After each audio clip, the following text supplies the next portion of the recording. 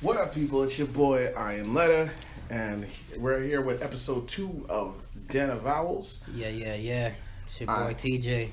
Yeah, so now that we're on to episode 2, we're going to go into a couple, interesting things. But first, from last time when we had our podcast, we didn't really give much information about ourselves. So, y'all, I think it's better that on this episode we give you a little taste of who we are. So, I'm going to start with my man. Hello world, it's your boy TJ. I'm a little entrepreneur. I own a few businesses that I'm proud of. Small, but have a big impact in my community and people around me. I make my own hair oils, my own beauty products, my own body products. I have my own little cater company on the side, ranging from Japanese cuisine to Jamaican. I also do podcasts, as you can tell, and I also do massage therapy. Bring back to my boy here. Okay, well, as you know, my name is Iron Letter. You can follow me on Instagram at Iron Letter. A little bit about me. I also go by the name of Othello. I'm a singer-songwriter. I write short stories, short erotic stories. I'm involved in the culinary field. And mostly I do this podcast with my boy here. So, yeah, that's, a little bit about me. And as we go along, you'll get to know more and more about us, especially when we start doing video. You'll start to get a little more taste of who we are. So, you want to head off for the first topic that we're going to talk about today? Yes, R&B music. What happened to you? I remember listening to R&B music back in the 90s, and it was so soulful. Mm-hmm. It had a meaning, it had passion. It made you move in a certain way. Nowadays, R&B, it's all about, like last topic, strippers, or throwing up money, or just being a dirtbag. I don't know what happened with R&B nowadays, but to me, it's not the same. Yeah, like when I was younger and growing up in the 90s and even in the 80s with R&B music, it was all about, a message. It had something to say. Like, whether it being like it's like telling a female or telling your girl that, what, she's got nothing to worry about. You gonna take care of her or be there for her. It really bothers me because you have like songs like "Meet me at the altar in your white dress." We ain't like no younger, we might as well do it. Feeling you all the while, girl, I must confess. This guy really had to do this song. Yeah, I had to do it. We're talking about R&B, and I said I was an R&B singer, so we're gonna talk about it like that. But the problem is now is that there is no more R&B. There was when R&B started to fade out, you went into neo soul. You had like two different categories of R&B and neo soul. So you had like artists like Jill Scott, who was considered R&B, but then once the image aspect of R&B came out, they started becoming into neo. They started putting them into categories of neo soul and soul music, because you had like Music Soul Child, Yes. who was a big R&B artist. Yes. But he had that combination of being in both categories. He was a neo soul artist, but he was on that end piece of R&B, and he had that way of bringing people to that place. So, with that being said, like after the 90s, like honestly, I believe R&B music died in 1999. R&B died. Why you say that? Because after 99, you had the heydays. You had the high notes of Drew Hill. You had the high notes of Total. You had the high notes of Toni Braxton and Whitney Houston and all those artists. You had their high notes.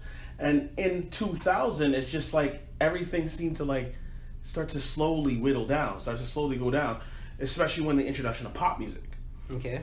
Because with the introduction of pop, it wasn't like pop was always around. Mm-hmm. Like let's not lie about it. Pop was always around when you had artists like Madonna, which I will talk about later.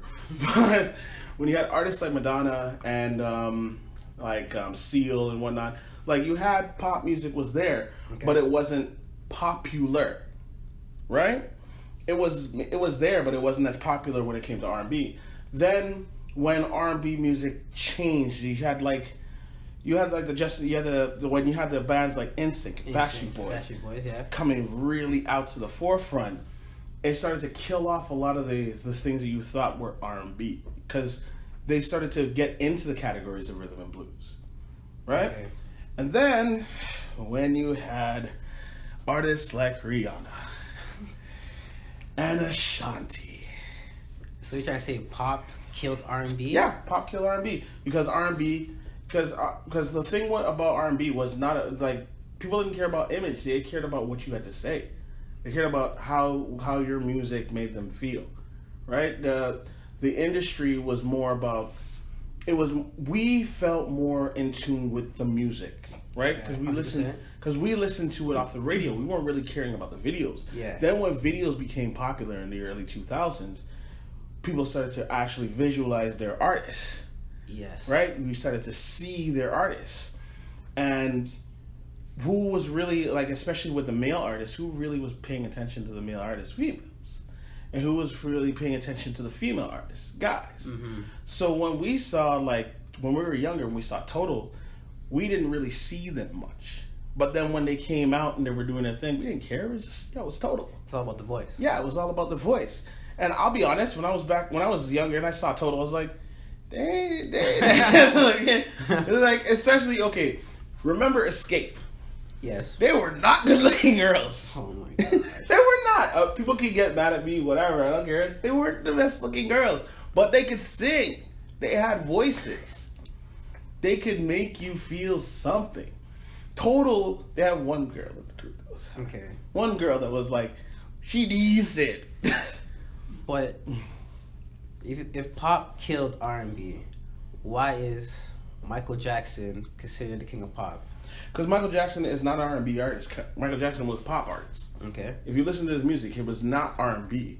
He was a little bit R&B, a little bit rock. Yes. A little bit funk. He was a pop He's artist. a hybrid. Yeah, he was a hybrid artist. He was never an R&B artist. Listen to all of his music. He's the king of pop. He was never the king of R&B.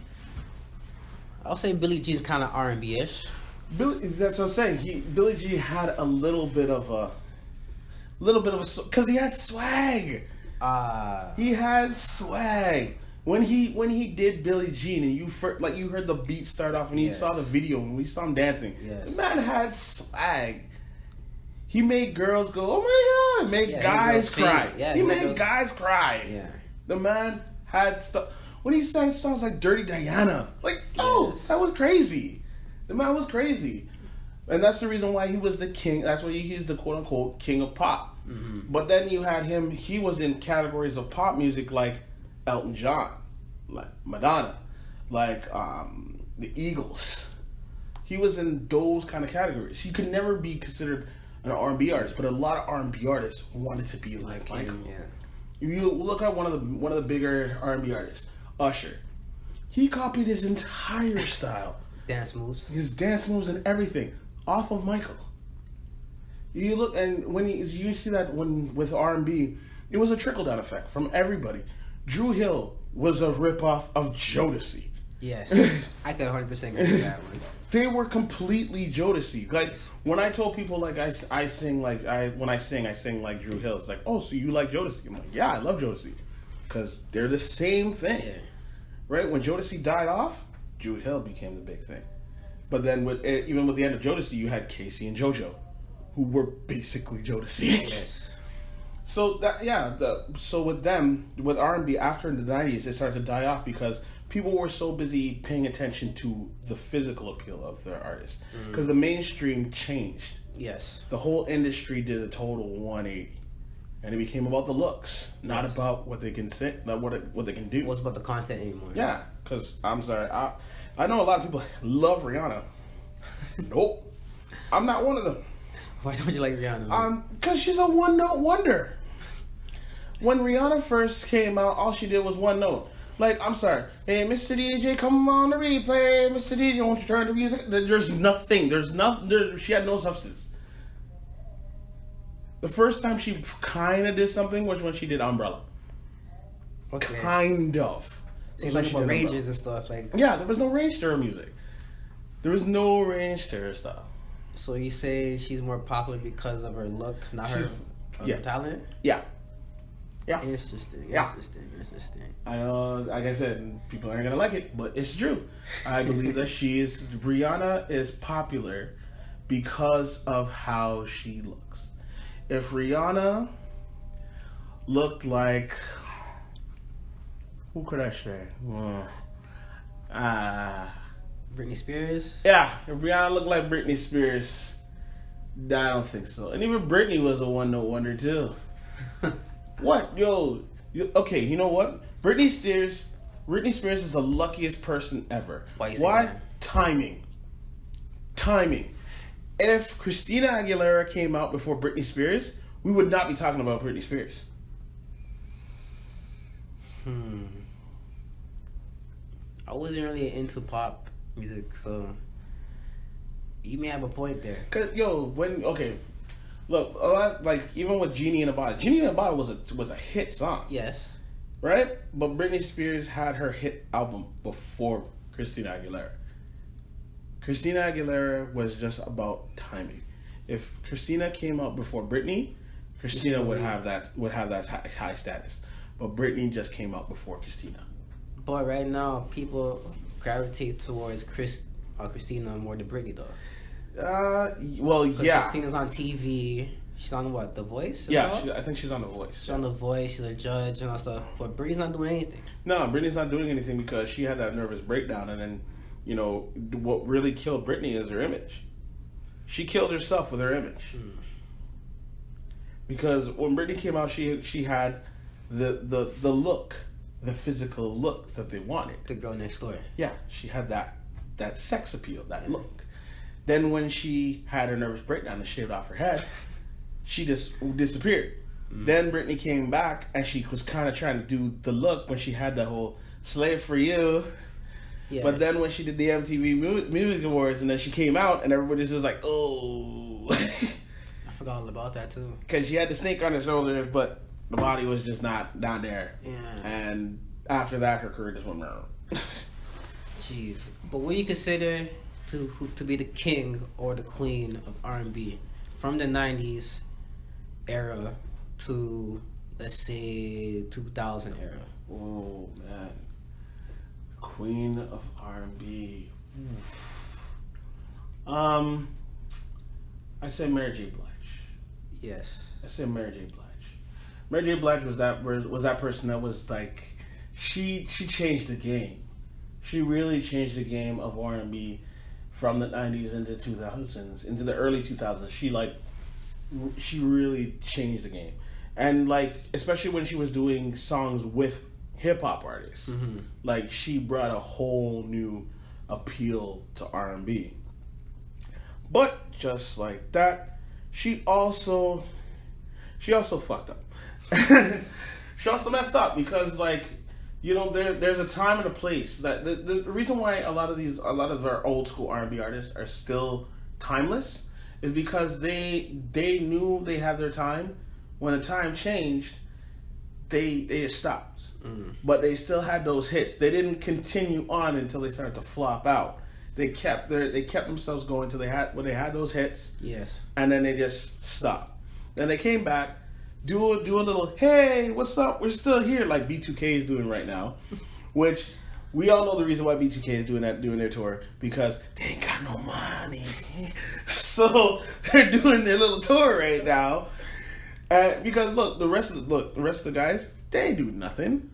The only one that was doing anything was Omarion. The rest were on Love and Hip Hop or ghostwriting and stuff. Yeah, so they had nothing. So they're like, yo, Omarion had no money, the rest of them had no money.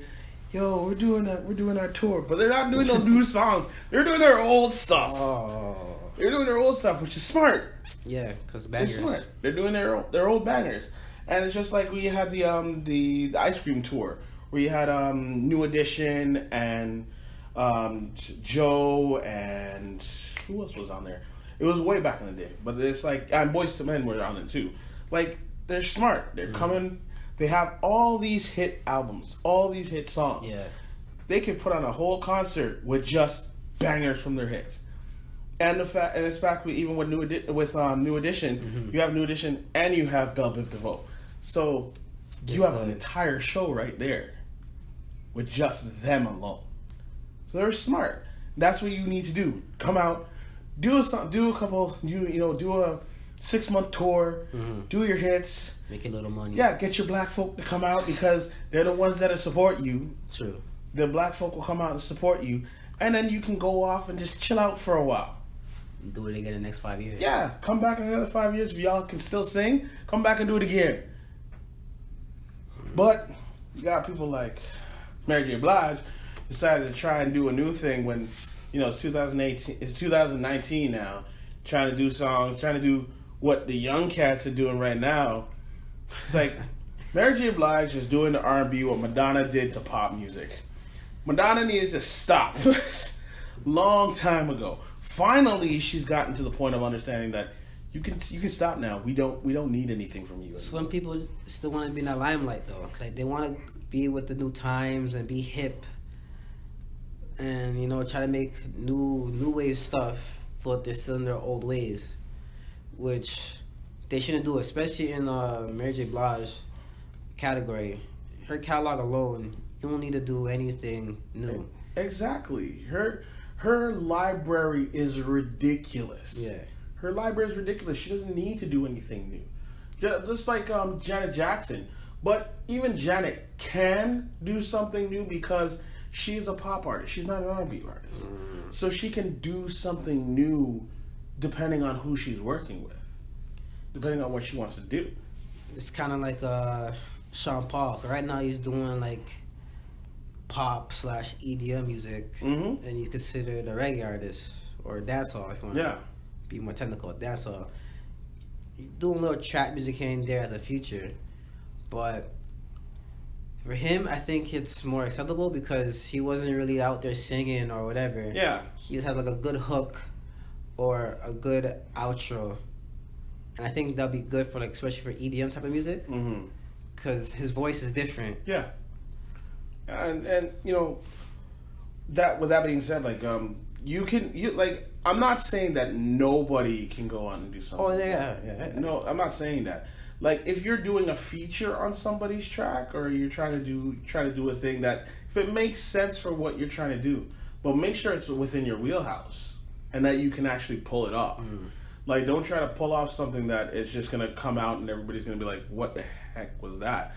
Like I heard a song recently, Red Light, by Eddie Murphy and Snoop Lion. Yeah. Yes, I know it's Snoop Dogg, but he called himself Snoop Lion, so let's get over it.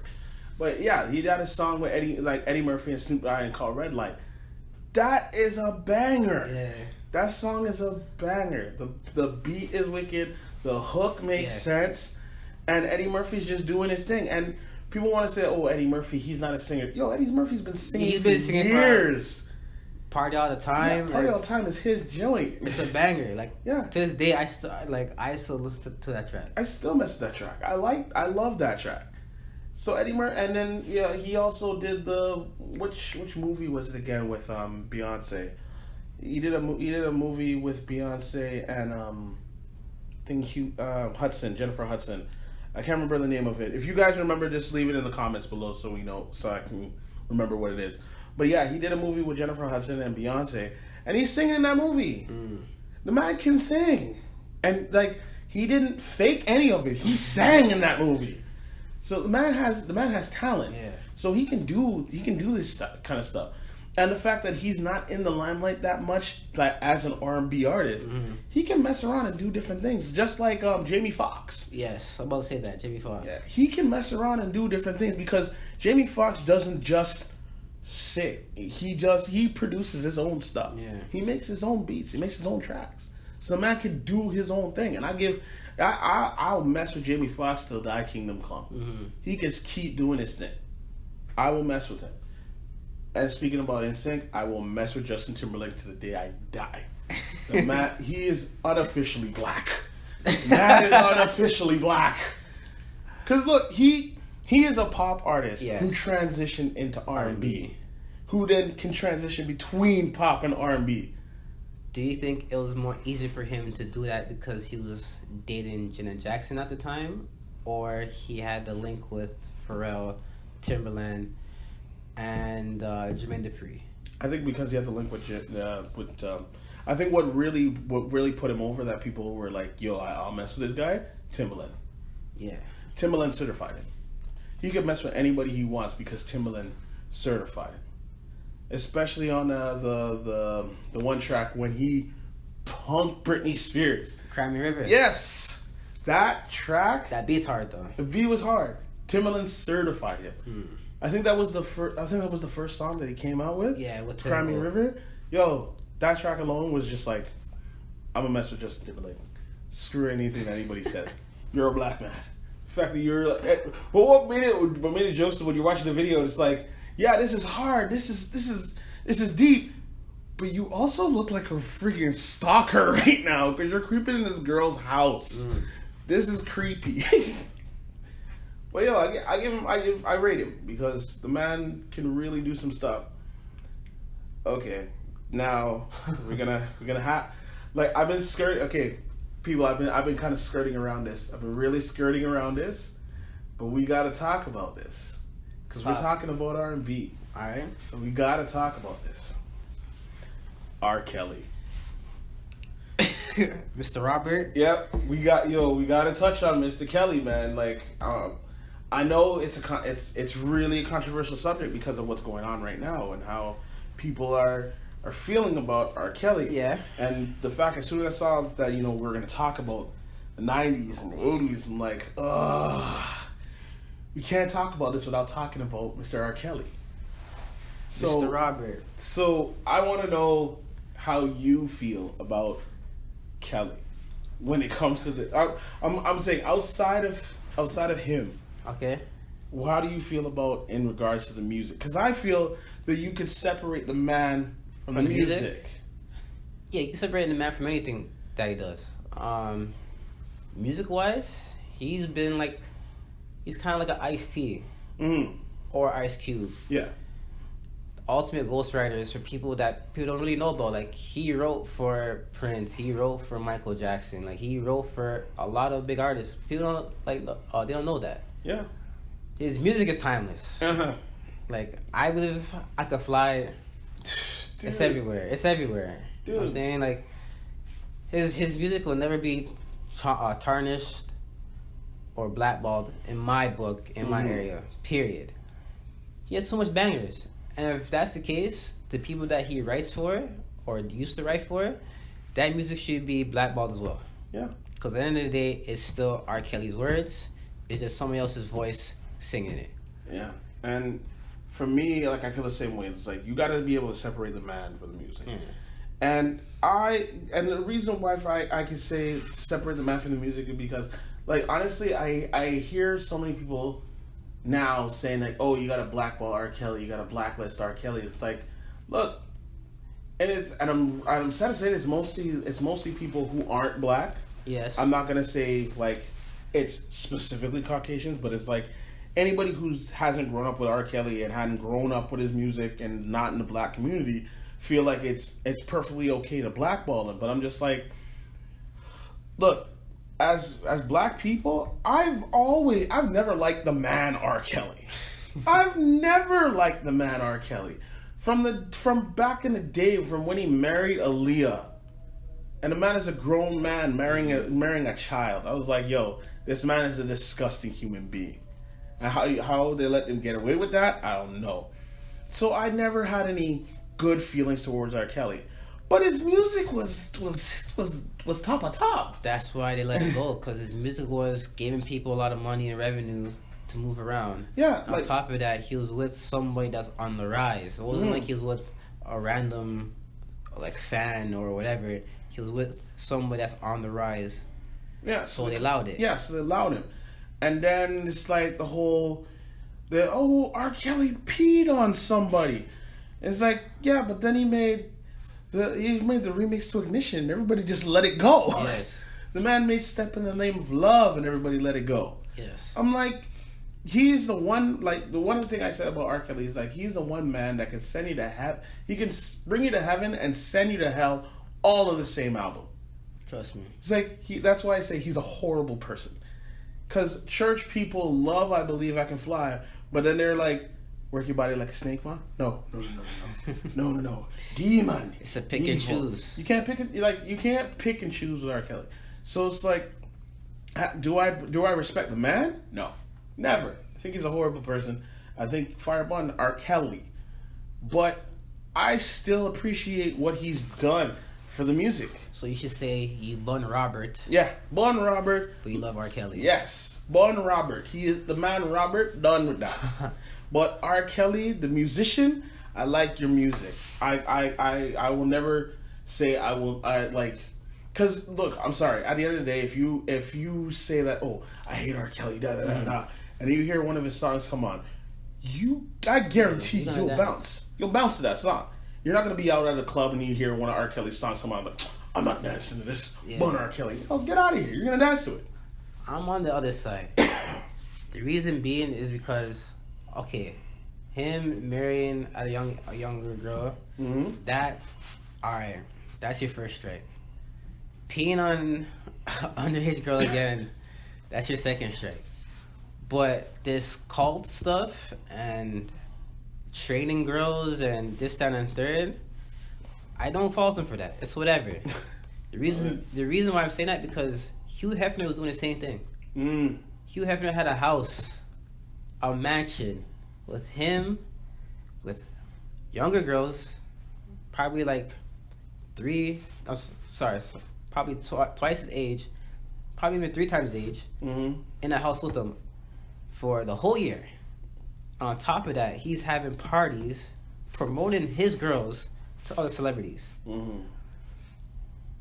We don't know what's going on in those parties. We don't know if all the girls are really legal. But as soon as celebrities hit him or whatever, oh, Hugh Hefner is fine. You know, he's doing it for the culture, or he's doing it for the A-class people. It's like, what? R. Kelly was doing it for himself, and you trying to crucify him for that? Yes, it's kind of selfish, but at the end of the day, it's his lifestyle. Yeah, it's for his own lifestyle. He was doing the same thing, in my eyes, he was doing the same thing as Hugh Hefner. The only thing is he wasn't publicizing it. Thank you. He just kept it to himself and called it a day. I guess some people got butthurt of what he was doing, and they snitched on him. Oh, surviving R. Kelly. Yeah. So, if these... And another thing, like, if these girls were really that threatened and felt that they were in an actual cult and he was abusive and all that stuff, you're a grown-ass woman. Leave. Or if you've seen his requests were not to your standards or he felt uncomfortable, say no. Yeah. Go home. But don't just stay there and take the abuse that you didn't want in the beginning and then complain at it at the end. It makes you look more of a dummy than a victim in my eyes. And the weird part about it for me is that the fact that it's like they were there for a year, like the filming aspect, surviving R. Kelly.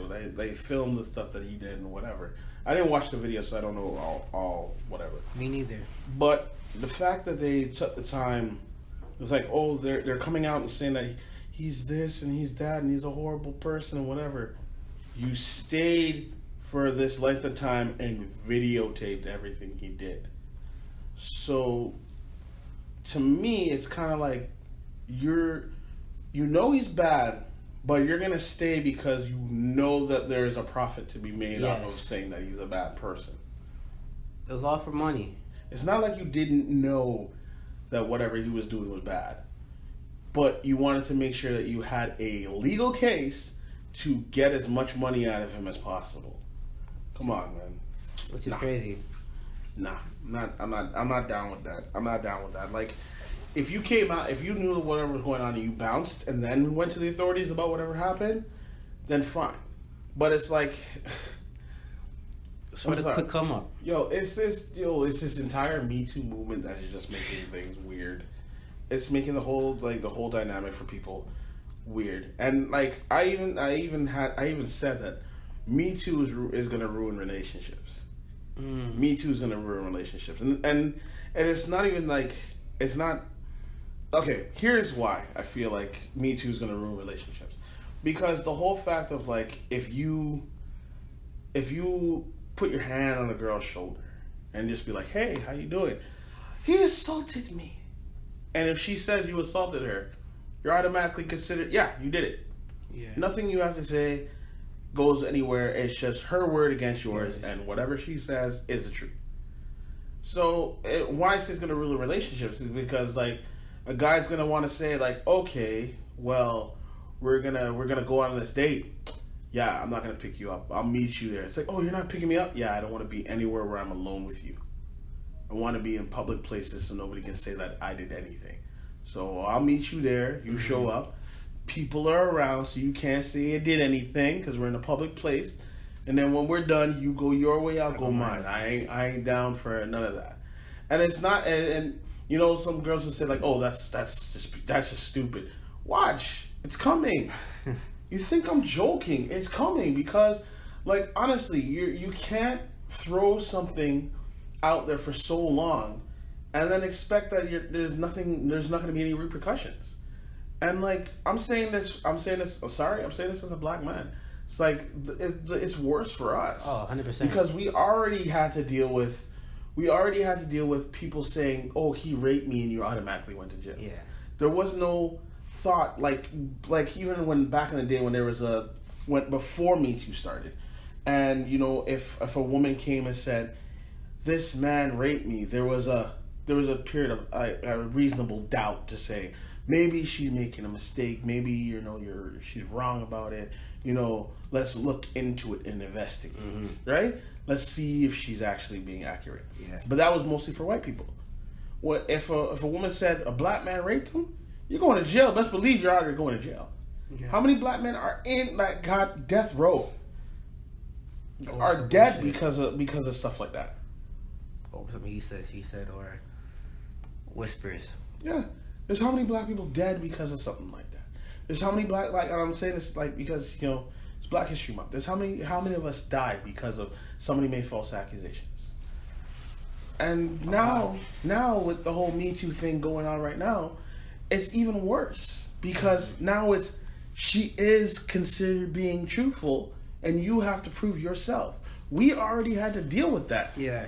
And now everybody else is having to deal with it, and they don't like it. They're feeling how we felt.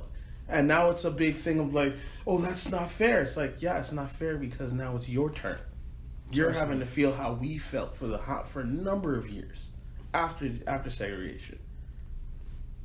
You got a point there. Because even for me as a black man to this day, I get people, especially females of a different race. Let's say I'm sitting on the bus or the subway and the seat right beside me is empty. They won't sit right beside me. Maybe because I look too menacing, I guess, or my hair or my piercings. Mm-hmm. But they just look at me, keep it moving, and will sit somewhere else where there's no spot or stand up. And it's like, wow, like there's an empty chair here. It's not dirty, it's clean, but yet you want to sit right beside me? It's like, all right, cool. Let me just see what happens if I get up. And I'll get up just a little bit, and you'll see them run to that spot, just sit down. I'm just like, wow, racism is still out here. Racism ain't over. People don't, and it's only minorities, and I'm not talking about just black people. It's only minorities, like black, brown, Asian, whatever. We know that it's not dead. We know that it's not over, but everybody else who is considered Caucasian, and why I say considered is that they're like from the beginnings, like not everybody was Caucasian. The whole being Caucasian got put around because certain people were getting close with blacks, and we're starting to make movements and making organizations with blacks. And then because they said, hey, you know what? If you distance yourself from black people, will call you Caucasian, and that will bring you to a higher status, not a higher paying status, but that'll give you above blacks. So now that they're considered Caucasian, they feel like, oh well, you're beneath me because I'm now on a higher plane. And it's fucked up. So it's like they don't realize that racism is still here. Yeah. It's still here big time.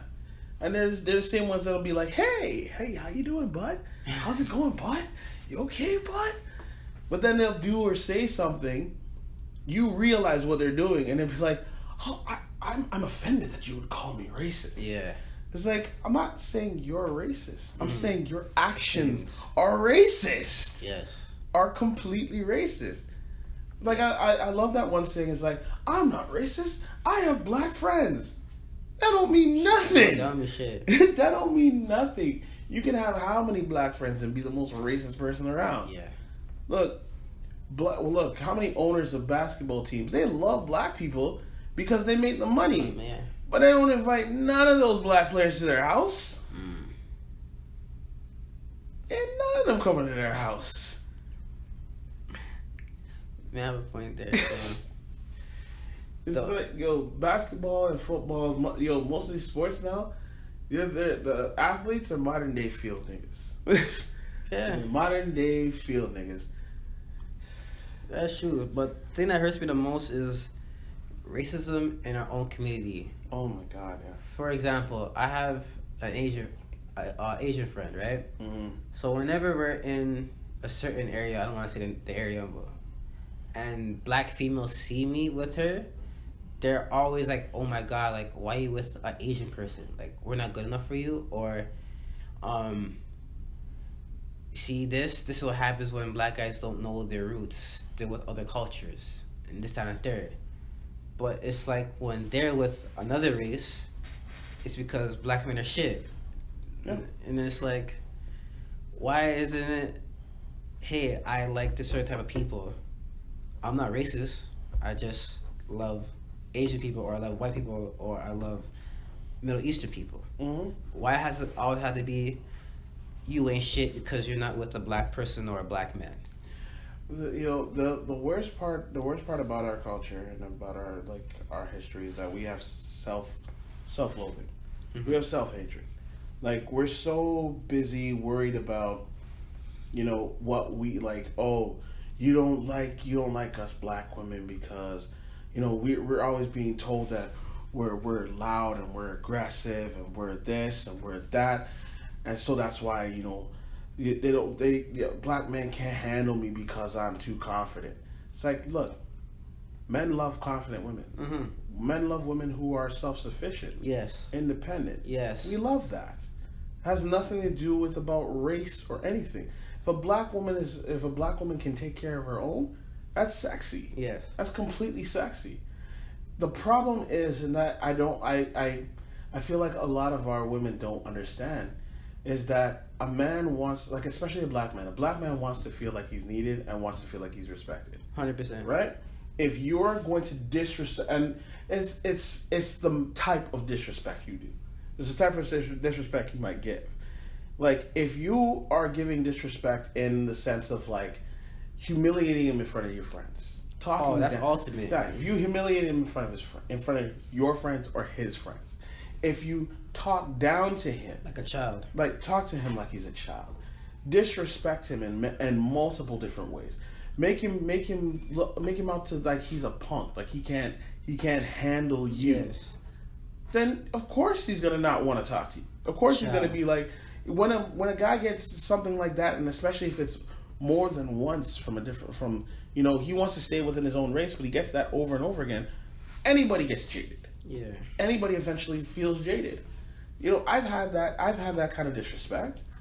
Do I still love my black woman? Of course I do. I still love my black woman. I still respect my black woman. El Chocolo. Yeah. But I'm not gonna take, like, regardless, if I decide to, like, if I meet somebody who's Indian or I meet somebody who's Asian or whatever, and they show me respect, that's number one for me. That's key. Yeah. You show me respect, cool. I show you respect, good. We can work. I don't care if I'm on the street and a black girl looks at me and is like, oh, you don't respect your own. It's like, I have complete respect for my own. Mm-hmm. But right now, the way you're talking to me shows you don't. You have no respect. If you can see, and I say that from black men and black women. Yeah. If you walk down the street and see someone of your race with somebody of a different race, and you go to them, it's like, how dare you? How dare you do this? Nah. You have no respect for your own. It's like, you obviously have no respect for your own. Not even that, for yourself. Yeah, you have no respect for yourself and no respect for your own. Because you don't know the situation that person has been in. Mm-hmm. You don't know what that person brings to that person's life. Look and admire and say, hey, you know what? It's love. Mm-hmm. Love is love. You can't get mad at somebody for loving someone, for finding love in like somewhere else. Right? We're so busy talking about that we have to keep it in the family. We gotta black people with black people. We gotta keep it like that. So isn't that a form of racism itself? That's us segregating ourselves from everybody else. That's deep. It's like we are so busy talking about that we want people to accept us. We want to be let into all the different avenues and let into all the different aspects. But we're so busy hating within our own, saying that we have to be like this. We have to keep our blackness within our blackness. The quote unquote pro-black. Yeah. But my opinion, being pro-black is just knowing your roots. Yeah. Doesn't have to be marching and hooping and hollering and stuff and saying that you have to be with a black partner. No, like, it's all about knowing your roots. For example, I'm gonna do a DNA test, like an African DNA test, just to see what tribe I'm from. You know what I'm saying? Like, I think for us black people, we should know where we're coming from, because it is Black History Month, but why do we need just 1 month to know our history? You know what I'm saying? Like, other cultures and races don't have a month for their culture. Like, they have a whole year to know who did this, who invented that, who did bullshit. You know what I'm saying? Like, who was their heroes? We're just built on to 1 month. Remember that history is written by the victors. Yeah. So there's so many things that we've done within our own history that the reason why we don't know about our history is because it wasn't written for us. That's true. Like, we had to go out of our way to chronicle our own history, because the history books don't want to have us in there. Yeah. Look, they don't even like whenever we talk about slavery, they don't like talking about it. Everybody feels uncomfortable and awkward when you talk about slavery.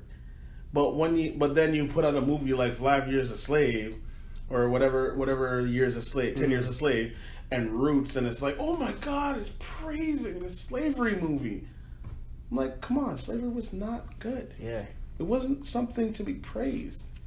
It's something to be highlighted and documented, and for us to really talk about and get in depth and be like, hey, you need to know that this happened. But it's not something that we should be praising. It's something that we as black people know it happened. We know it's there. We know it's existed. Yeah. So we talk about it. But anytime we do, get over it. It's okay. Yeah. And we can move on. Like, I put out this post the other day, and it was like saying that with 9/11, 9/11 happened on one day, and forever they're saying, like, oh, you can never forget 9/11. You can never forget. Slavery happened for how many years? But people want to keep telling us, oh, get over it. Get over it. That's the thing, man. Like, it's for the people that haven't been through it, they don't care.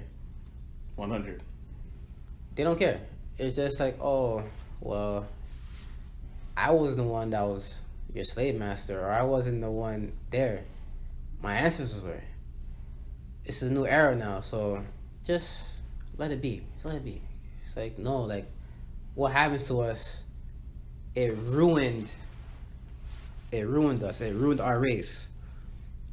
Like, we don't know what life will be like if we weren't slaves. You know what I'm saying? Like, we could have been in Africa still. We could have done something else. We could have fought back and won. We could have enslaved the white man instead of them enslaving us in Africa and make them build our stuff. You know what I'm saying? Like, there could have been so much different scenarios that would have happened, but this is the one that we had, and this is the one that we have to deal with to this day. Yeah. And unfortunately, you know, slavery hasn't ended. Yeah. Slavery isn't over. It's still it's still going on. It's still going on in the daily lives. There's corporate slavery as well. There's slavery everywhere, man. Yeah, the only difference is that everybody's feeling it. Yeah. 100%. People don't want to talk about it, but everybody's feeling it. Regardless of wherever you are somebody's slave. They're slaving you to to working like 9 to 5. We're at for like $13 an hour. It's like, yeah, you're getting paid, but the amount of manual labor or whatever you're having to put in just to make that money, you're a slave to that company. They don't care about you. They don't care what you're doing. You're just a number. Yeah. You're just sad. a number. Sickening. So since we're talking about R&B before, right? So who do you think is trying to bring back R&B to its glory days? For me personally, I thought it was Chris Brown. When he first came out, Chris Brown, I'll put Neo there. I'll kind of put Jay Holiday. Those three guys. Yeah. But the person that was mostly on top was Chris Brown. Yeah. But we as a culture, we ruined Chris Brown. Oh yeah, we destroyed Chris Brown. We as like society, as a black culture, as culture itself, we destroyed what Chris Brown could have been. Yes. You know, like he was on a high, he was running on a high and whatever, and then the whole Rihanna thing happened, and that destroyed his life. That destroyed who he was, because he was on this happy run. Yeah. He was doing songs where he was like feeling good and like making everybody try to feel good. He was kind of like what Michael Jackson was doing. He's trying to make everybody feel nice and the dance moves. Doing the dancing and everything to make you feel good. And then the Rihanna thing happened, and then all of a sudden he became a bad boy. Cause that's the thing, people didn't want to let it go, and they kept on picking at him for that. Of course, it'll make it go kind of crazy, but I know certain other artists from different races do much more horrible things than that, and they let it go. Like, they brush it to the side, or it happened once, we'll let it be. But for him, it's like wherever he goes, Rihanna be there, or this, that, and third. It happened one time, call it a day. Let the man, I'm not saying forgive him, I'm not saying that. I'm just saying let the man process what he did, let him recover it, and go from there. Don't try to have that as a dark cloud around him for the rest of his life. Because whenever you're going to bring it up or attack him, you're not doing him justice. Like, he was on the rise of becoming the next Michael. Like, his catalog alone was nice. Like, he was there. Yeah. But we as a people were bringing him down. He came back, brought him down.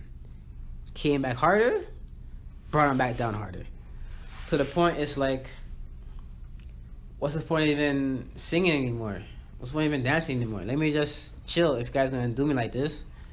Because I think he was, I don't want to say the last hope of R&B.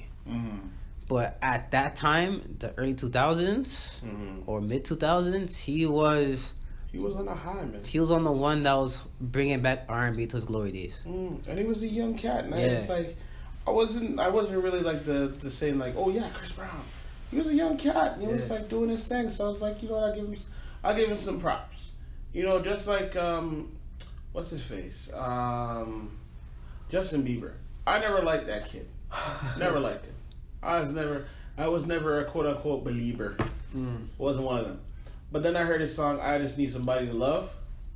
That song was nice. Okay. With him and Usher, Usher gave him some clout with that song.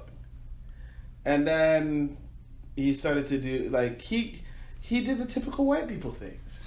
He did the typical white people things. Sorry if it started racist, but he did the typical white people things like peeing in the mop bucket and playing music loud and crashing your Ferrari. Like he did a typical like, I'm a young white kid with a lot of money and I can just get away with it. He ha ha ha ha. Yeah. And then like all of a sudden trying to start fights with people and whatnot. I'm like, yo, you're that privilege. You're becoming that privileged white kid. Like you're not ready for this. You're not ready for this life. And it's like, but then here's the funny part. He did all these things that people were like bashing him, but then he comes back and is like, oh, I'm sorry. Please just give me a chance. I know I can be better. Okay, we'll give you a chance. We'll let you back in.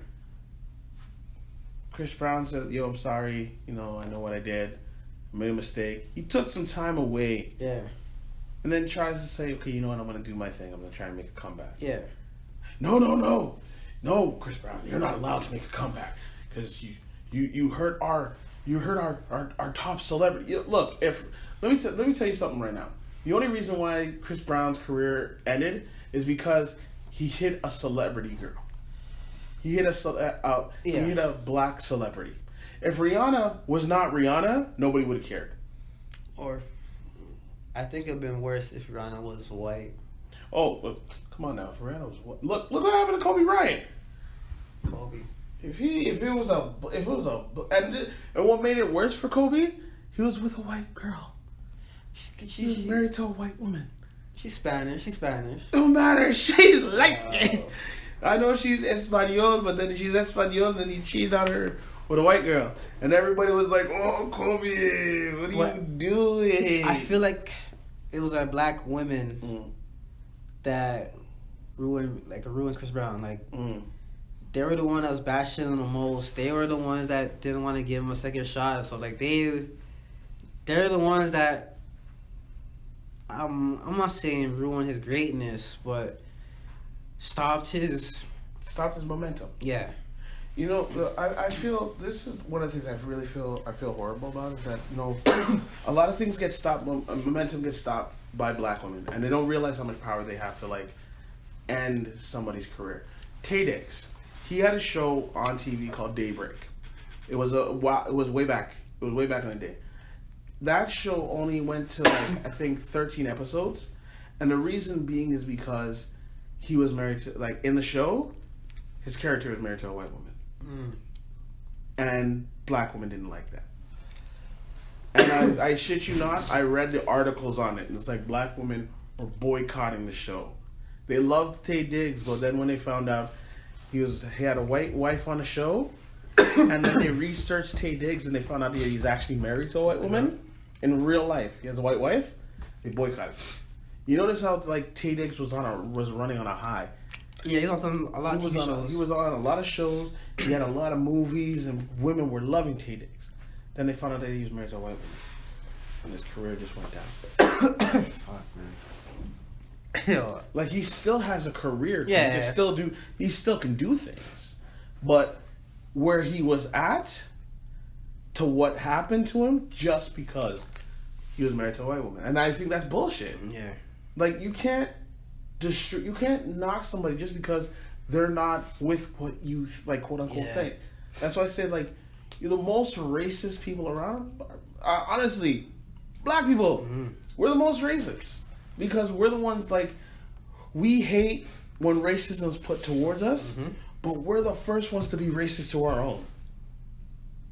We're the first ones to hate our own and hate on our own for some racist crap.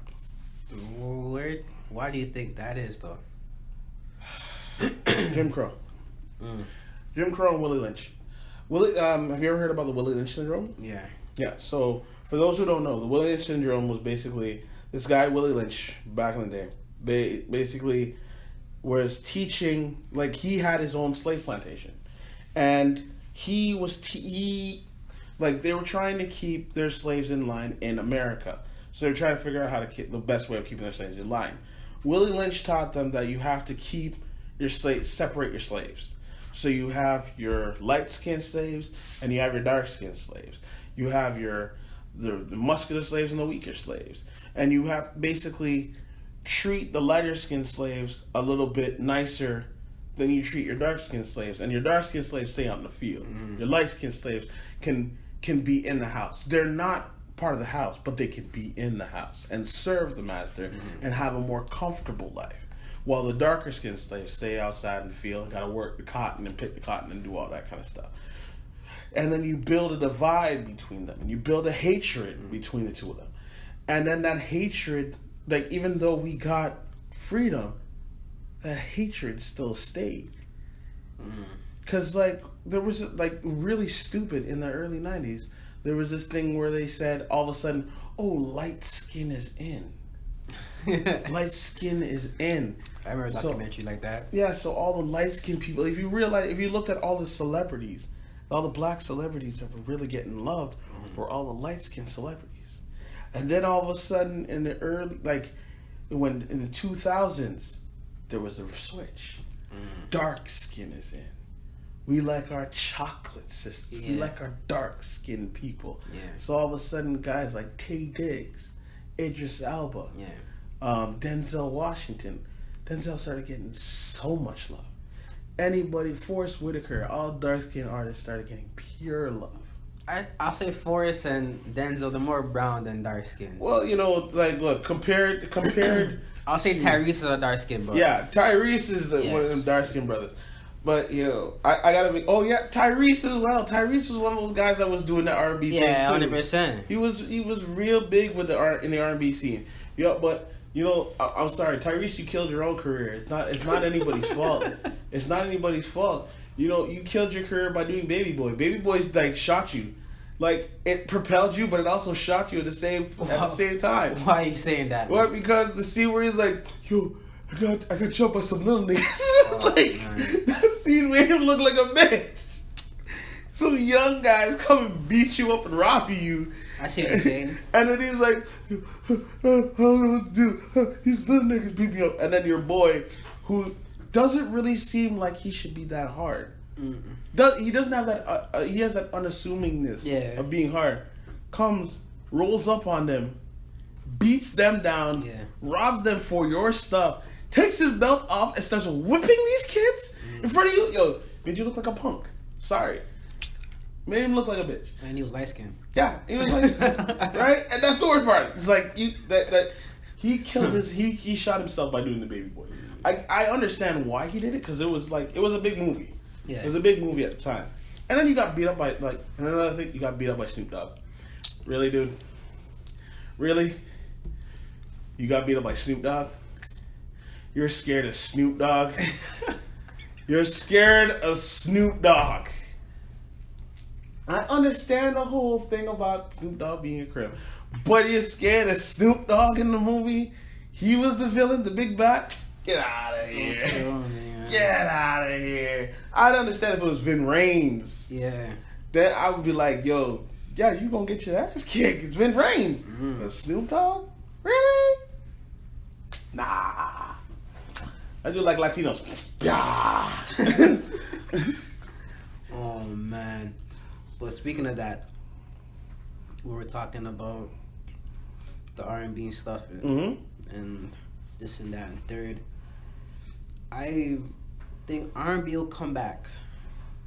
Like, everything in style, shit comes back in style. I think there's a certain young guys right now, they're doing their own thing, trying to bring back the feel to R&B. Hopefully, they'll have the 90s feel to it, because I'm not trying to have a nice voice talking about strippers and throwing money at them, or You basically don't want a T-Pain. or drugs and stuff. Yeah. So, you know. That being said, our next segment, we're talking about this earlier on today. Okay. Do you think love is blind? Or, in better terms, do you believe at love at first sight? No. I do not. I do not believe in love at first sight. You can tell me that. You can tell me differently. Nah, I think I'm in the same boat. I'm gonna tell you, you tell me why. And I'm gonna tell you why not. I don't believe in love at first sight. Okay. Because I personally seen people being in a relationship for like 5 to 10 years plus, about to get married, and one of the partners go on a vacation, let's say Vegas, and they meet somebody there, and they kick it off to the point they want to move to Vegas and leave their partner that they've been with for 5 to 10 years. Is that love at first sight? Maybe. But do I believe it personally? No, because if you have a nice connection, like I said at the first podcast, a connection, a bond, that builds over time. Yeah. That does not build over your first interaction. You may see like, yo, damn, that girl's attractive, or damn, that guy's hot. And then everything that comes out their mouth is just hot garbage. Yeah. You get turned off. But if you see that person, yo, that person's attractive, and you keep on talking, and the talking is intriguing, and it gets your blood bubbling, you know? You get more hooked. That's not love at first sight. You're just, I guess, paving the way for the love to happen. So I don't agree with love at first sight. I believe that people assume love and love at first sight is real because how that person makes you feel, I guess, physically, but not mentally. Okay. Well, okay. My thing is, the whole theory of love at first sight is not real. The whole thing of love at first sight was created. It was created for romance novels. It's created because men don't operate like that. It's a woman's thing, and the reason why I say it's a woman's thing because it's that whole, I want to feel that love at first sight. I want to feel that connection that I first see him and I'm just like, oh, no, not real. There's no such thing as love at first sight. It's lust at first sight. The first time you see anything, whether take it out of context of a person. When you say you see some type of food that's just sitting on the table, and you see it and you're just like, oh my God, that looks so good. I want that. That is your brain and your chemicals and your body just making you feel like, I need this. Yeah. I want this. This is what I want. So it's that lustful intent of wanting to get that, right? And then you get it and you eat it and you're just like, yo, this is disgusting. Why did I eat this? This is horrible. It's like, yeah, because visually you wanted it. You saw it. You ever say, you hear that saying is like, I can't even remember the saying. My mom says it to me all the time. But it's like you see something and you're hungry for it. But then when you get it, you're like, yo, why did I get this? Yeah. I should have never got this in the first place. Yeah. That's the whole thing with relationship, with the whole thing of love at first sight. It's lust. You see somebody from across the room and you're just like, yo, I gotta get that. Yeah. I gotta have that. You know nothing about that person. You know nothing about them. But all you're saying is like, I want that. You have to have it. I gotta have it. I want that. So you lust after that thing. So you go after it. And it can go either way. You can get it and then be like, yeah, man, I don't want this. Why did I get this? Why did I take this? Should I never take this in the first place, man? This I walk. This waste. Or it's like, yo, I'm so glad I got this. This was so worth it. There's so much I've gotten from getting this. And it's like, yeah, you develop. It develops into love. Right? It develops into that whole thing about love.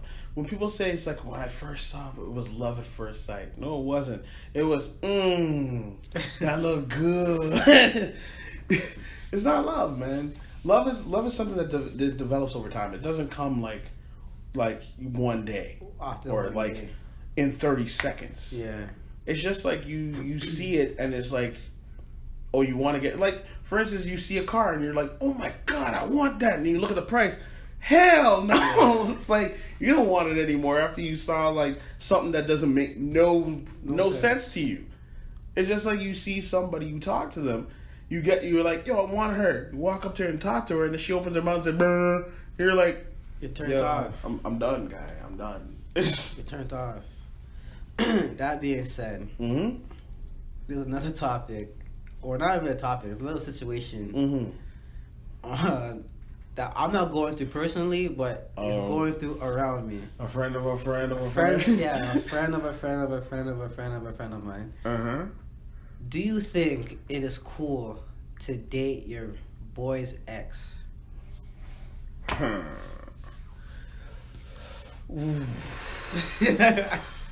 Man.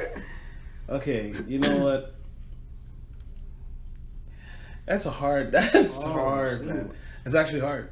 And I'm not saying it because I'm being on the fence about it. I'm actually saying it's a hard situation. It's a hard topic.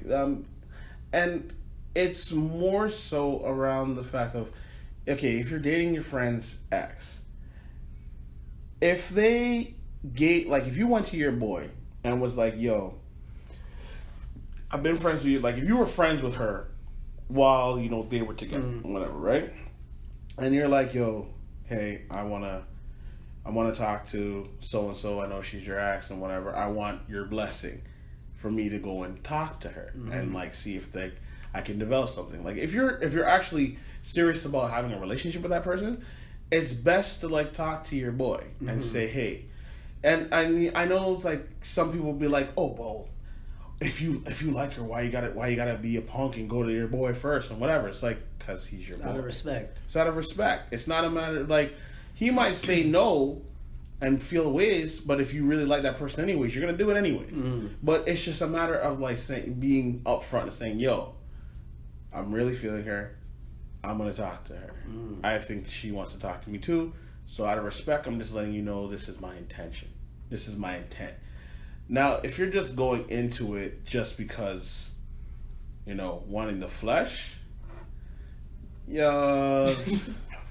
man, it all depends on how you went about it. If you're going about it coming from your own avenue and not doing anything to hurt your boy, and it was he's legit ex and you're not trying to hurt your boy, and you're just going into it because it's like, yo, I'm me, then do you just know you're gonna suffer the repercussions. There will be repercussions. Yeah, there will be repercussions. There will be repercussions because if any man that goes and sleeps or goes and does something with a boy's ex, or even a girl, a girl who goes and does something with her girl's ex, and it's sad to say, but it's kind of worse when it comes to girls because it's kind of worse when it comes to girls, and it's not. I'm not trying to say that girls are worse than guys. I'm saying that when a girl creeps in with her ex, with her friend's ex, the reason why it's worse because girls talk. Yeah. We only talk when we feel it's necessary to talk. We kind of keep our stuff to ourselves or whatever. We keep it low key. But then when the only time we'll go and say to our boys yo, you know what this girl did, is when it's something that's foul or something that really pissed us disrespectful off. Yeah. But if it's just random stuff, it's I don't want to tell my boys, so I won't say whatever. But it's we'll more talk about it when it's at the end of the relationship. Girls talk everything. They talk about everything, regardless of good. Let's talk about the good. Let's talk about the bad. They'll even talk about the sex with their other female friends. Mine's them. If we talk about the sex about our girl, we're just yo, man, it's good. It's good. It's really, yo, it's good. It's good. And that's it. We don't go into any details because it's nobody's business. But girls will be yo, he did this and he does that. It's that's another TMI. Too much information, right? So girls will give all the information. They'll let their for a man, we have to dig in and find out stuff about this girl, right? Unless we've actually known her, we have to get all the information about her. We have to dig in. Yeah. Most of your female friends, when it comes to girls, they already know everything about you, right? So they can, like, you break up with your girl, and then their friend slides in like, oh, so I baked you a chocolate cake. Or I got these red satin panties, because they already know you like red panties. Yeah, you like chocolate cake. They already know all this stuff. So it's more devious the way that they can slide in. Right? Mine's if we slide in, it's just we talked for too long. And then you're more wondering, it's like, yo, how long you been talking to my girl though? Yeah. How long you been talking to my ex? Because now you want to talk to my ex and you're with my ex. When did you two start talking? Yeah. When did you get her number? There are with females, they can already slide in and be sneaky about that stuff. Like how you were saying about like people going to like where people are together and they leave and go to another country. Yeah. And then they meet somebody down there and then whatever. Guys, like, even when it comes to cheating, guys mostly cheat with people within the same location. The reason why guys get caught with their cheating, and it's like, yo, man, like I'm saying this for men, yo, I'm not trying to say you should cheat because you shouldn't, but if you're going to, be smart. Be smarter about the things you do. Guys cheat with their coworkers. They cheat within their own circle. Facts. They cheat within, like, they'll cheat with somebody that just lives down the block. Even a family member. Well, yeah. And it's like you'll cheat with a girl's family member. Like, you don't separate yourself. You cheat with whatever's close by. Mm-mm. Girls, when they cheat with somebody out of the state, out of the country. So most times, if you hear your girl say, I'm going to Jamaica for a while, she going to rent a jet. That's what she going to do. You better, like, you ain't, I'm coming with you. You ain't going nowhere. I'm being honest. It's like when it comes to females have it a lot easier, and then they can be more foul about it.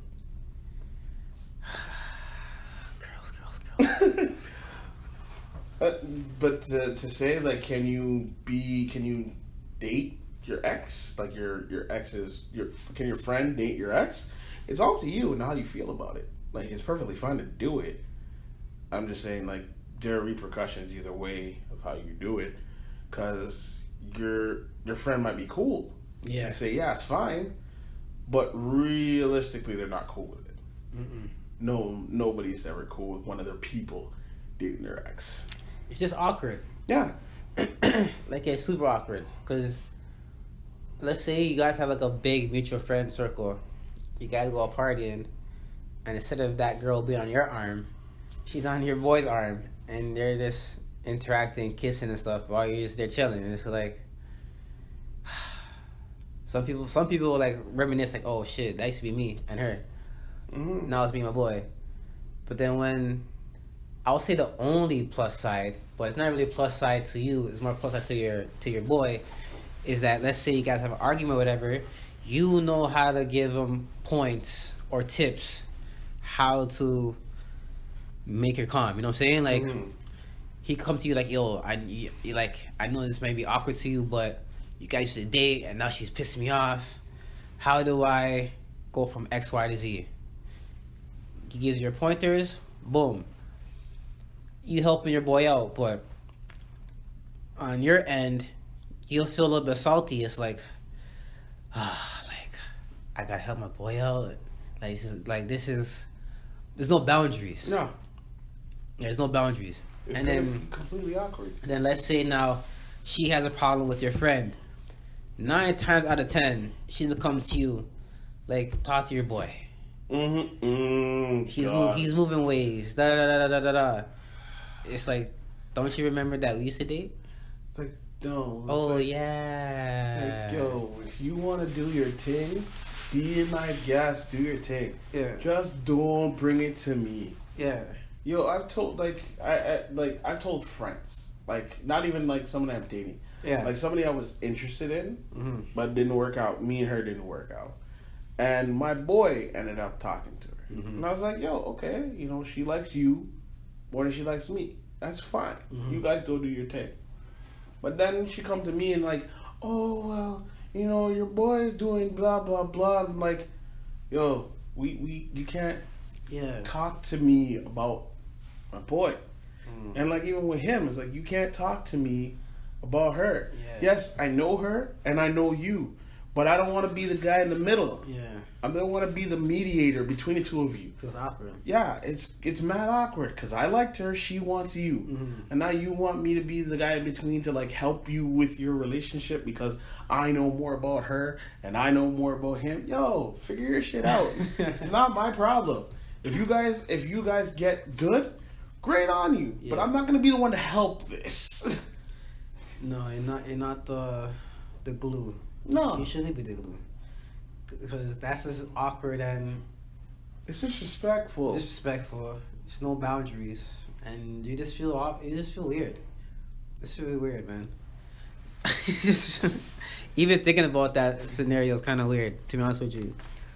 But fuck, man, I don't know. I want to ask something. Just kind of go off of that because you were saying about boundaries, like when it comes to like an ex, Okay. right? Because we've talked about breaking up. Like if you and your ex break up, and like, can you be friends? Mm-hmm. Can you can you be friends with your ex? But what I want to know is like I want to talk on boundaries. Okay. Because if you're gonna be friends, or even if you break up, or if you're still trying to work something, like trying to work a thing, right? Okay. You're trying to be friends. There has to be some kind of some boundaries between the two of you. And like, in your opinion, what are some of those boundaries that you gotta have to make that work? I'm kind of like the expert in this. You can't be texting every day. Mm-hmm. That's a no-no. You text like, I'll say like once a week or even once a month. That's just fine. Just to keep tabs. You know what I'm saying? Like, sending like memes and gifs and stuff. That got to stop. Mm-hmm. Cause it's mad awkward now. Like, it's not your girl, so you can't be just diddle-daddling on the phone or even on like IG sending them funny clips here and there. You can send a clip like I said, like once a week or whatever, but every other day it's weird. Cause now they're gonna feel like, hey, you have nothing better to do with your life except talk to me. I guess I was the only person that you're talking to the whole time. Mm-hmm. Now you look more boring and less interesting to me now, because you're putting more time and effort to me than I'm doing with you. So you have to act like not like too extreme, but you gotta act like they're like a distant relative or something. You know, like you see once a year. You know what I'm saying? Like a cousin. Yeah, like a third cousin or something. Like you see them from time to time on WhatsApp or Skype, but you don't talk to them on a daily basis. You know what I'm saying? Mm-hmm. That being said, the late night drunk calls or texts from both sides, that has to stop. Mm-hmm. If she's calling you and it's like, hey, I miss you late night, or come over and chill and hook up, don't go hook up. Mm-mm. Cause that's gonna be an awkward morning. Oh yeah. So you don't want to have that awkward moment. Just don't do it. If you're okay with awkward moments, be my guest. Go do it. Yeah. But if you want to have a nice, like what you're saying, a clean break, don't hook up. Yeah. Just chill. Try to talk them out of it. Try to talk them calmly until they get home or whatever. Or be there for them. Or if you want to go there, you could be there. Just don't hook up. You can make sure they don't throw up on each other, on themselves, and clean up after them. And you keep moving. Be like a friend. You know what I'm saying? You know, I find it I say again, when I said about clean breaks, like a clean break, there are a lot of benefits to having a clean break. Because when they have that whole thing about friends with benefits, right? Yeah. You can do it. Yeah. It can be done. I've done it before. It is awesome. Because, I dated a girl for 3 years. And we broke up. We had a clean break. Clean break. We didn't talk for a year. This is a different person from the other one before. We didn't really talk to each other for a year. Then when we started talking again, it was just like, hey, what's going on? Blah, blah, blah. How's life? And then it was like, hey, she called me and was like, yo, you want to hook up? I'm like, all right, cool. Hooked up. Then it became like a pretty frequent thing where it was like we'd hang out, we'd meet up, we hang out, and not every time that we met up we hooked up because that wasn't what it was about. It was like, hey, if we wanted to, we did. If we didn't want to, we didn't. Like I'd go over her house and sometimes we just like sit around and play video games or just watch movies and chill out. It wasn't about sex, right? It was about like we liked each other's company, so we hung out all the time, right? And we talked about everything. And then I invited her to a party. She met a guy. She liked the guy. She met him that night. She liked him, whatever. But then we went out afterwards, and then we hooked up that same night, right? So then later on, she told me, "It's like, yo, I really think I really like this guy." I'm like, figure out if you really like him. I was a man about the situation. I'm like, yo, figure out if you really like him, because if you really like him, we can't be doing what we're doing. Yeah, 100%. And she's like, oh, are you like really? I'm like, yo, if you like somebody, it is the worst thing to be having, like, doing something with somebody else. Yeah. Like, look, how would you feel if he liked you, but then he's doing the same thing that we're doing right now? Yeah. It's like, we can't be doing this if you like him. So when she finally came out and said, yo, you know, I think I really like him. I think I want to work this out. So, okay, we're just friends now. Yeah. We were always friends, but I said, yo, we're just friends. We're cutting out everything else. We're just going to be cool. And, you know, she got together with him, and there's a lot more to the story, but I'll leave all of that for another time. There's a lot more drama that happened within that, but we'll talk about that at a later time. But just to say, you can be friends with benefits outside of, like, previously having a relationship and then breaking up. But like I said, there needs to be an actual break. Yeah. A real break so that you can get over old stuff. Because when we hooked up, we didn't think about like, oh, I want to be with you, blah, blah, blah. We had one moment, but in that one moment, it was just more along the lines of me saying, it's like, she changed who she was. And I said, you know what, this is the person I wish you were when we were together. Not saying I want you, because I don't want to get back together with you. I just wish that when we were in a relationship, you're the way that you are now. Because we might still be in a relationship, we might still be working. But the reason why we have a good friendship now is because we had that break and you changed. But we can still be friends because I like who you are now compared to who you were then. Steve, I can't even knock that. I really can't. I can't knock that. Like I said, like a lot of people are just afraid to be friends with their exes because the physical and all that stuff. But you could get it done. Like, oh yeah. Another thing too is like, where I see it is that people don't understand by hooking up, you're giving away a piece of your soul to random people. Like, I'm not saying I'm a saint and all. I used to do all that stuff, hooking up myself. But now I'm older and mature. I don't want to do that stuff anymore. Because when I was doing that, like, a piece of me, I was giving away for free. To the point that I can't get that back. Like, a part of my body, a part of my soul is gone. For the rest of my life. I can't get that part back because I was going on my lust instead of loving myself. You know what I'm saying? I'm not knocking people that strictly do hookups. It's your body, it's your life. For me personally, I really think that giving away your body too quick, you're giving away your soul. With an ex now, and you guys are trying to be friends or whatever, you're gonna have that connection because you know each other's body. You know what I'm saying? Like, it's not gonna be awkward. It's not like a random person that you met on the bar or on an app. You know what I'm saying? So you could get it done. Like, you could hook up with your ex. But all I'm trying to say is, if you know it's going to be awkward after or in the morning, avoid it. Oh, 100%. Just avoid it. Yeah, if you already know you're going to go out, like, if you already have preconceived notions in your head of, like, this could go bad, don't do it. That's your mind already telling you, it's like, this is not a good idea. Yeah. This is a horrible idea. You need to go home. Go follow it because you already know something bad's gonna happen. You can already feel something bad's gonna happen. So going back to what you were saying about the whole thing about, like, can you as your boy, can he date your ex? You already know that's gonna be a bad situation. Yeah. You already know it's gonna be bad, regardless of whatever. Because look, if it works out for the two of you, great, then you might lose a friend.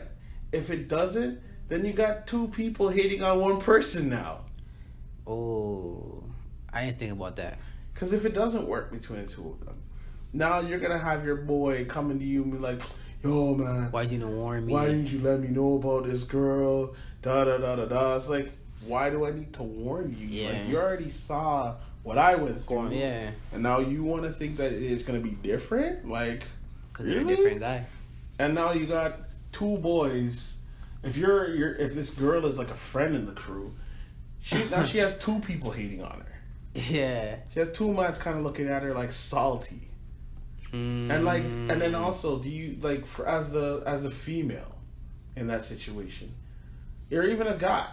But I'm gonna say I'm gonna say this to the girls. Do you want to have yourself looked at as like the pass around girl?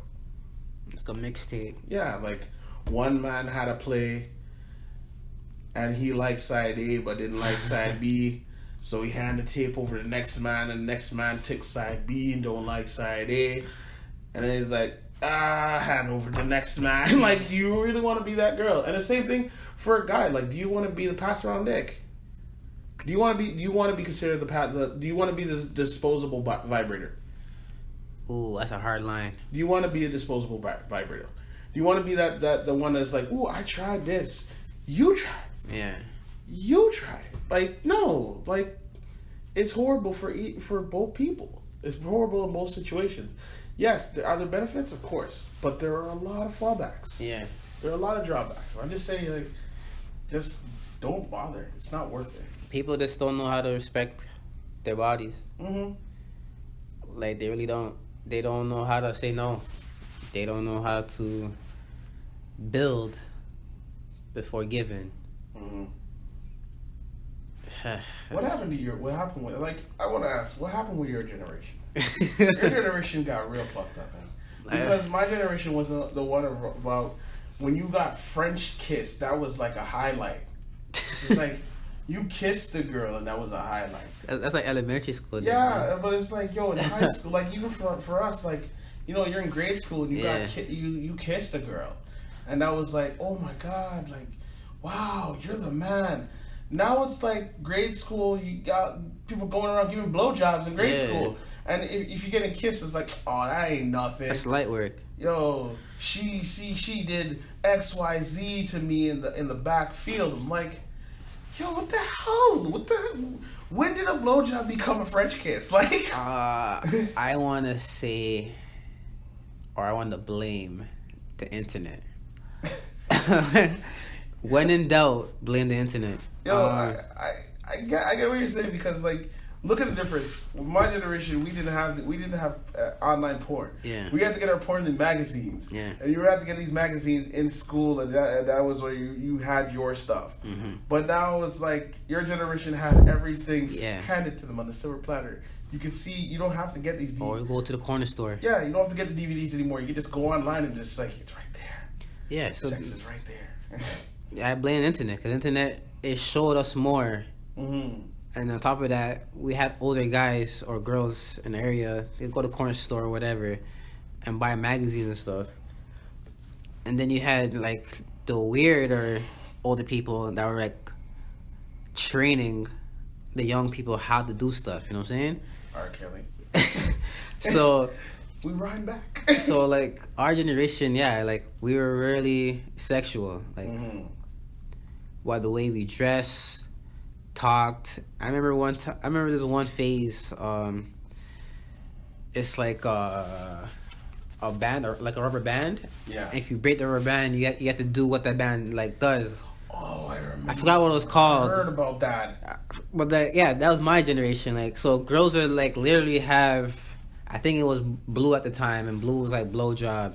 Girls would, like, had that, so you had to break it to get what you wanted. You know what I'm saying? Like, they literally had it. It's not like we gave them the ring. No, they will have it, and they want you to break it.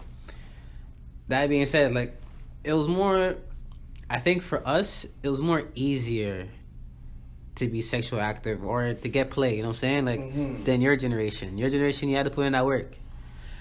I won't call it game, but you had to put in that work. Yeah. For us, it was just after school, at the pizza spot, or at the park, or at like one of our cribs.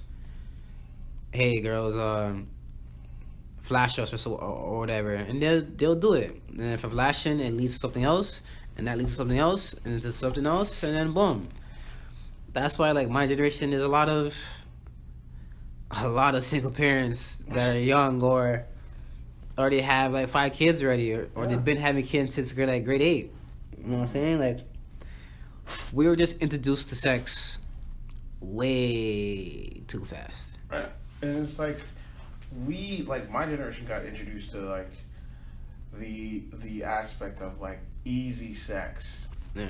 Like when we were about like just after high school, Mm-hmm. which is weird. That's when I started really seeing all the stuff like it's easy to get whatever you wanted after high school, because it's like we had to do all this work, we had to do all this stuff, and then now you had things like at that time you had Tag come out and High Five and Black Planet came out, and all you had to do was just like make a profile, put your face on it, and be like, Bada bing, bada boom. yeah, and then it's just like, you didn't even have to make comments or say anything. Girls came to you.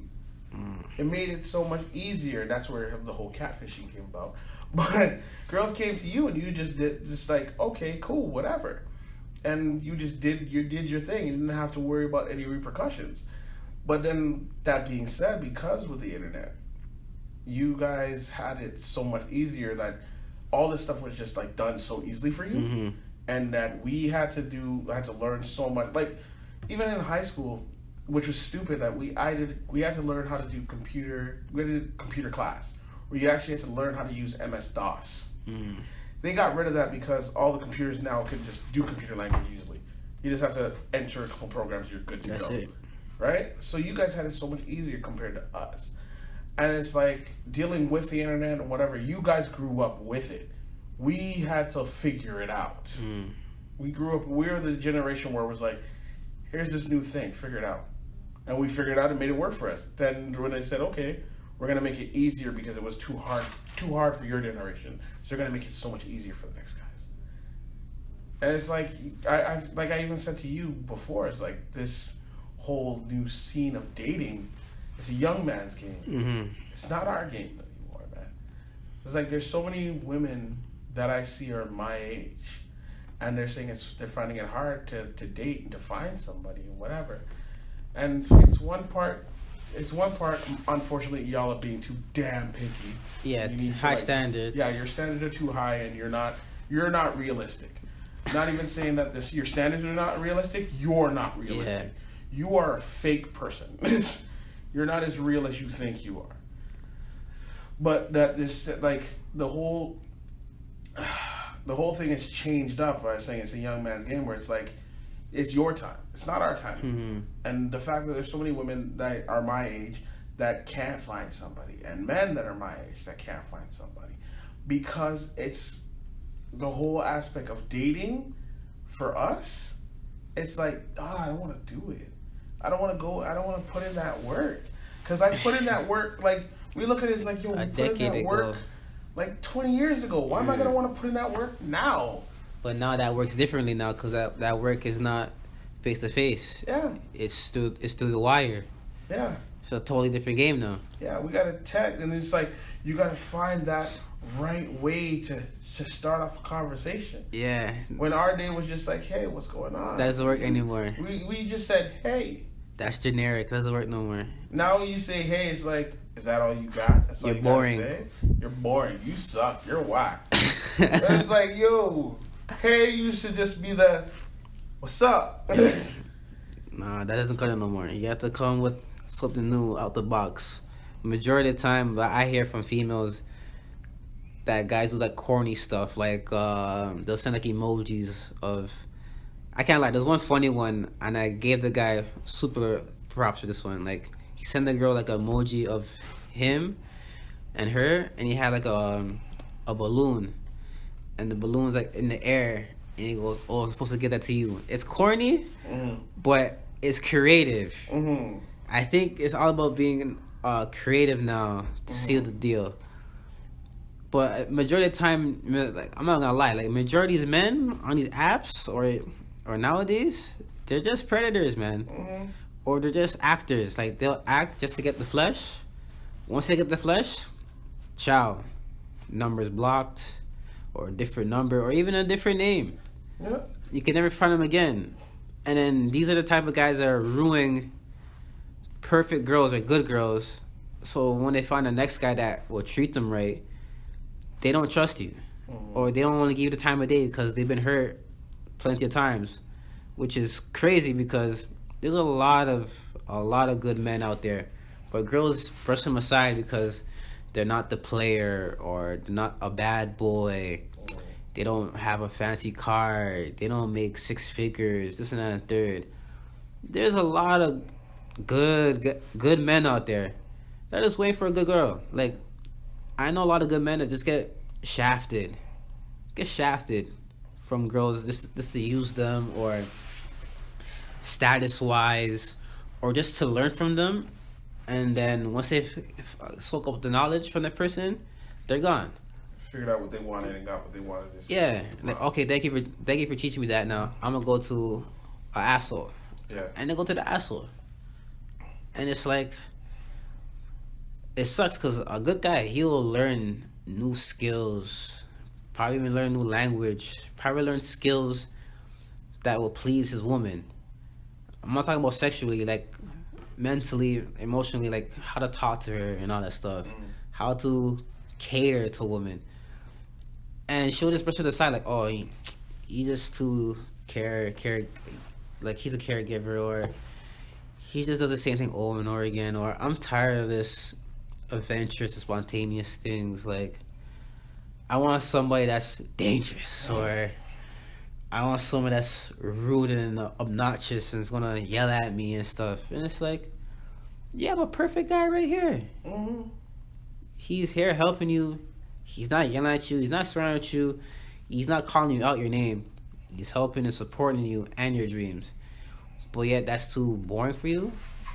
I don't know what to tell you. Because once you get a bad boy, gets you pregnant or whatever, I'll say 7 out of 10 other times, he's gone. He's on to the next one. You know what I'm saying? So, ladies, pick your battles wisely. Like, why do you think that good girls like bad boys? Like, why do girls gravitate to assholes? It's the energy. Real shit, it's the energy. They got that hyped up energy? It's the energy. Because think about it, like, a bad boy is not necessarily alpha. You know what I'm saying? It's energy. Like, he could be obnoxious, like throwing stuff around, not tipping the hostess and all that stuff, you know? Just being a total jerk. Girls find that, I guess, complex, if that's the right word to say, complex. It's like, wow, like, he doesn't care about life, or he doesn't care about what people say about him, or he doesn't care how I react to him. I'm intrigued. But the good guy, you know, he's gonna hold the door for you. He wants to hold your hand. He wants to carry the bags for you. Like, oh, he's such a pushover, or he's too attentive, and this, that, and third. And they think it's a turnoff. But if a man's trying to help you out, better you, physically and mentally, that should be a turn on. Like, he's not gonna be like a dick, like, oh, baby, I have no money today, so can you lend me $5 for presto or whatever? A good guy goes, yo, baby, like, here's 20. I know you don't need it, but just take it. You know what I'm saying? Do you think it has to do with not knowing how to deal with love? I'll say yeah. Because I think a lot of people don't understand what love is. I'm not saying I'm an expert, but I'm been experiencing that field for quite some time now. But I think people, I don't want to call it true love, but I don't think people know how to express love or even digest love. especially digest the love. Because people just think it's a word, but it's a feeling, it's an action, it's a bond. Like, once you hear that word, like, I love you, like, it should give you goosebumps, you know what I'm saying? Like, Yeah. it shouldn't be like, oh, okay, me too, or, oh, I hear you, or, oh, prove it.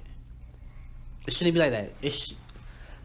You guys should both know that feeling off the bat. Mm-hmm. I think people have been in relationships for, like, let's say 3 to 5 years max, and they thought it was love, but it wasn't really love. It doesn't matter if you and that person have a lot in common or don't have a lot of stuff in common.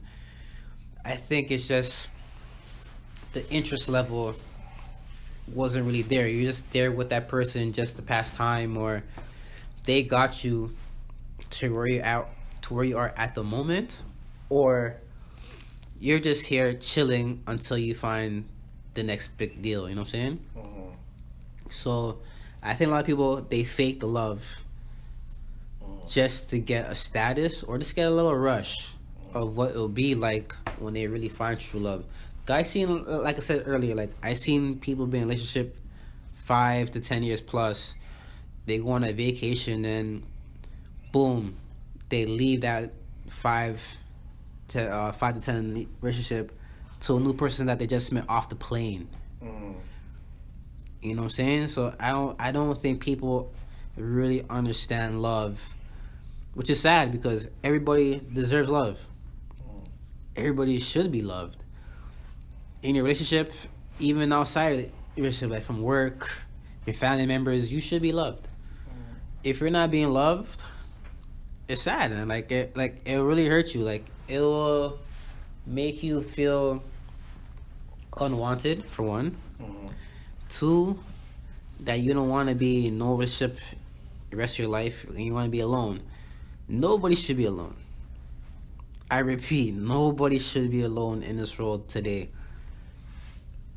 It's much easier to connect with people physically and mentally through the phones and through social networks and stuff, right? So you could find some way. It doesn't matter if it's not at your workplace or your area.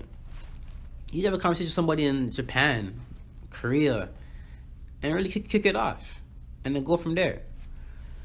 But I think people are just too stuck into their feelings and into just being neutral and calm, which they shouldn't be. You should be living your life. That being said, I believe that part of the whole problem is, yes, it has to do with love, but it's love that they're not accepting of love.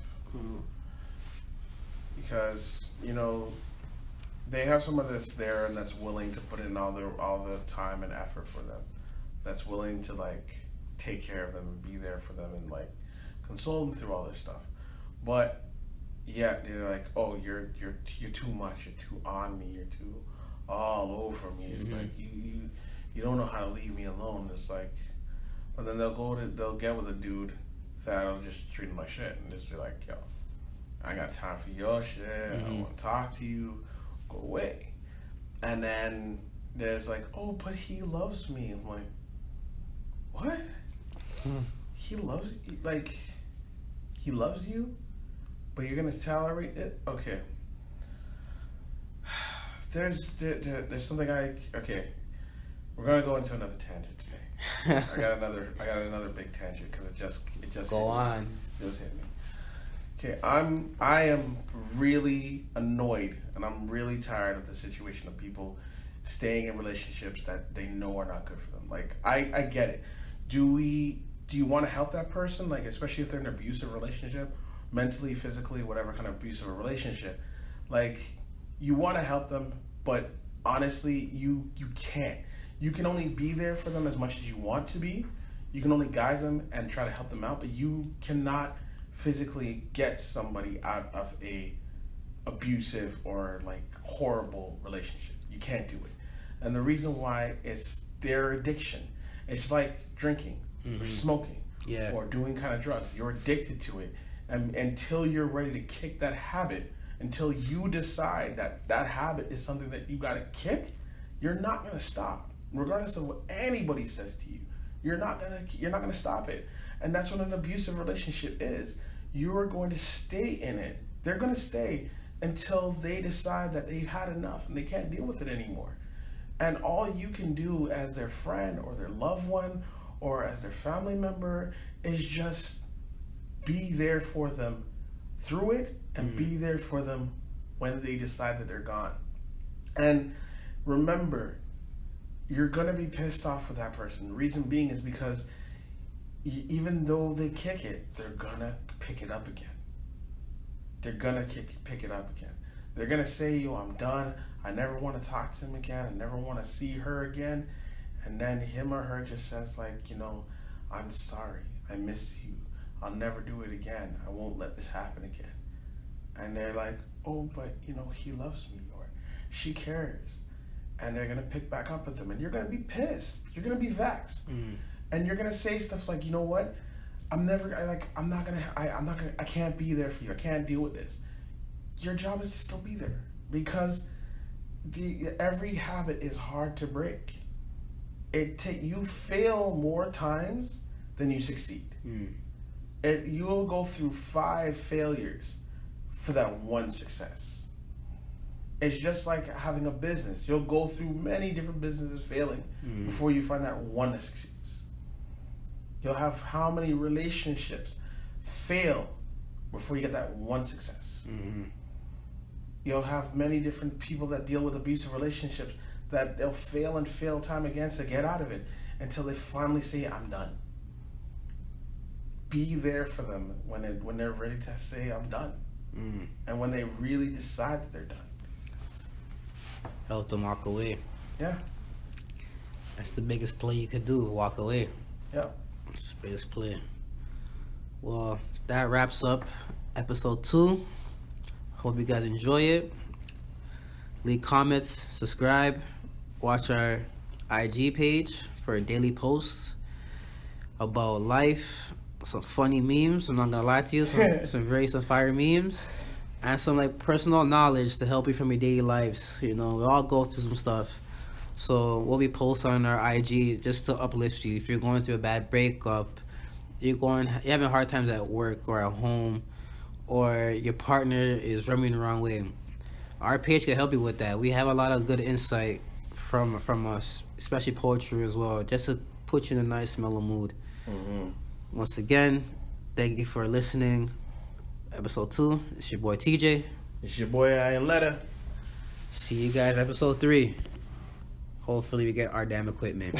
True.